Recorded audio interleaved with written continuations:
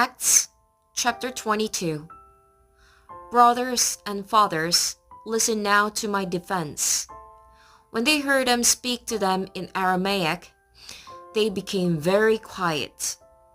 Then Paul said, I'm a Jew, born in Tarsus of Cilicia, but brought up in this city. I studied under Gamaliel and was thoroughly trained in the law of our ancestors.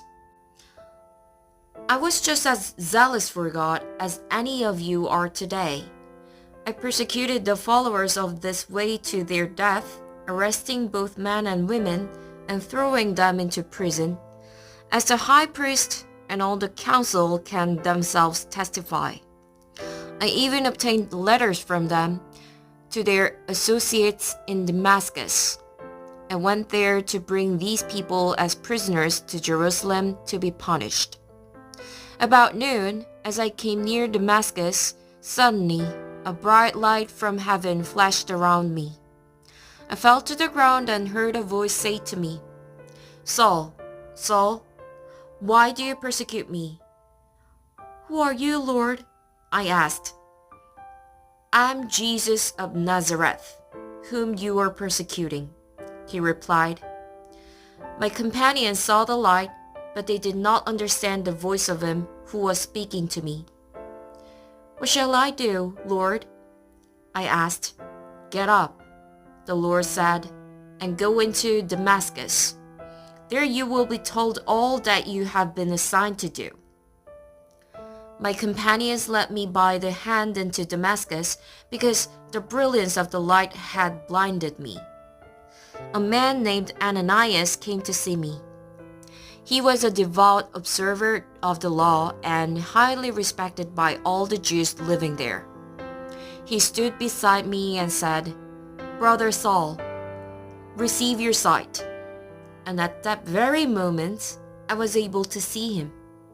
Then he said, The God of our ancestors has chosen you to know his will and to see the righteous one and to hear words from his mouth. You will be his witness to all people of what you have seen and heard. And now what are you waiting for? Get up, be baptized, and wash your sins away, calling on his name. When I returned to Jerusalem and was praying at the temple, I fell into a trance and saw the Lord speaking to me. Quick, he said, leave Jerusalem immediately, because the people here will not accept your testimony about me. Lord, I replied, these people know that I went from one synagogue to another to imprison and beat those who believes in you. And when the blood of your martyr Stephen was shed, I stood there, giving my approval and guarding the clothes of those who were killing him. Then the Lord said to me, Go, I will send you far away to the Gentiles. The crowd listened to Paul until he said this. Then they raised their voices and shouted, Rid the earth of him! He is not fit to live!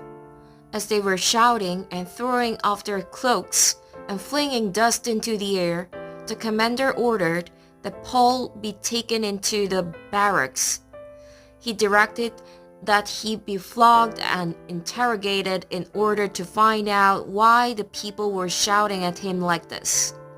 As they stretched him out to flog him, Paul said to the centurion standing there, Is it legal for you to flog a Roman citizen who hasn't even been found guilty? When the centurion heard this, he went to the commander and reported it. What are you going to do? He asked. This man is a Roman citizen.